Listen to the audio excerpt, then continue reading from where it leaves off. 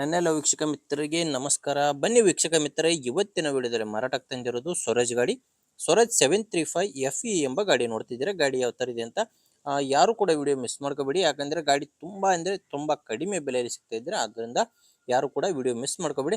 ಬನ್ನಿ ಗಾಡಿ ಬಗ್ಗೆ ಮಾಹಿತಿ ಕೊಡ್ತೀನಿ. ಮಾಹಿತಿ ಕೊಡೋಕ್ಕಿಂತ ಮೊದಲು ಒಂದು ಸಣ್ಣ ಮಾಹಿತಿ ಏನಪ್ಪ ಅಂದರೆ, ಒಂದು ವೇಳೆ ನಿಮ್ಮದು ಯಾವುದಾದ್ರೂ ಸೆಕೆಂಡ್ ಹ್ಯಾಂಡ್ ವಾಹನ ಮಾರಾಟಕ್ಕಿದ್ದರೆ, ಅದು ಟ್ರ್ಯಾಕ್ಟರ್ ಆಗಿರ್ಬೋದು, ಬೈಕ್ ಆಗಿರ್ಬೋದು ಮಾರಾಟಕ್ಕಿದ್ದರೆ, ಈ ನಂಬರ್ಗೆ ವಾಟ್ಸಪ್ಗೆ ನಿಮ್ಮ ವಾಹನದ ಫೋಟೋಸ್ ಕಳಿಸ್ಕೊಟ್ರೆ ಇದೇ ಥರ ನಿಮ್ಮ ವಾಹನದ ವಿಡಿಯೋ ಕೂಡ ಯೂಟ್ಯೂಬಲ್ಲಿ ಅಪ್ಲೋಡ್ ಮಾಡಿ ಕೊಡ್ತೀನಿ. ಖಂಡಿತವಾಗಿ ಹೇಳ್ತೀನಿ, ಯೂಟ್ಯೂಬಲ್ಲಿ ಅಪ್ಲೋಡ್ ಮಾಡಿದರೆ ಸೇಲ್ ಆಗ್ತವೆ. ಯಾಕಂದರೆ ವಿಡಿಯೋ ತುಂಬ ಜನರಿಗೆ ರೀಚ್ ಆಗುತ್ತೆ, ಅದು ಕೂಡ ಯಾವುದೇ ಬ್ರೋಕರ್ಗಳ ಸಹಾಯವಿಲ್ಲದೆ.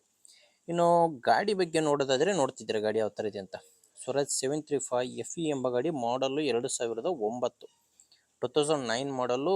ಪ್ರೆಸೆಂಟ್ ಗಾಡಿ ಓನರು 4ನೇ ಓನರು. ಈಗ ಯಾರು ತೊಗೊತೀರಾ ಅವರು 5ನೇ ಓನರ್ ಆಗ್ತೀರಾ. ಇನ್ನು ಗಾಡಿ 40 HP ಬರುತ್ತೆ. ಇನ್ನು ಟೈರ್ ಬಂದು ನೋಡ್ತಿದ್ರೆ ನೀವೇ ಸ್ಕ್ರೀನ್ ಮೇಲೆ, ಹಿಂದಿನ ಟೈರು ರಿಮೋಡು, ಮುಂದೆ ಬಂದು ಕೇಸಿಂಗ್ ಟೈರು. ಹಿಂದೆ ಇರೋದು ಒಂದು 60%ವರೆಗೂ ಟೈರ್ ಇದೆ ಅಂತ ಓನರ್ ಹೇಳ್ತಿರೋದು.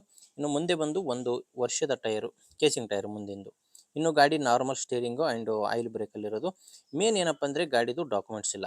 ಗಾಡಿದು ಯಾವುದೇ ಥರದ ಡಾಕ್ಯುಮೆಂಟ್ಸ್ ಇಲ್ಲ. ಆ್ಯಂಡ್ ಡಾಕ್ಯುಮೆಂಟ್ಸ್ ಇಲ್ಲ ಅಂದರೆ ಅದ್ರದ್ದು ಯಾವುದೇ ಥರದ ಲೋನ್ ಕೂಡ ಇಲ್ಲ.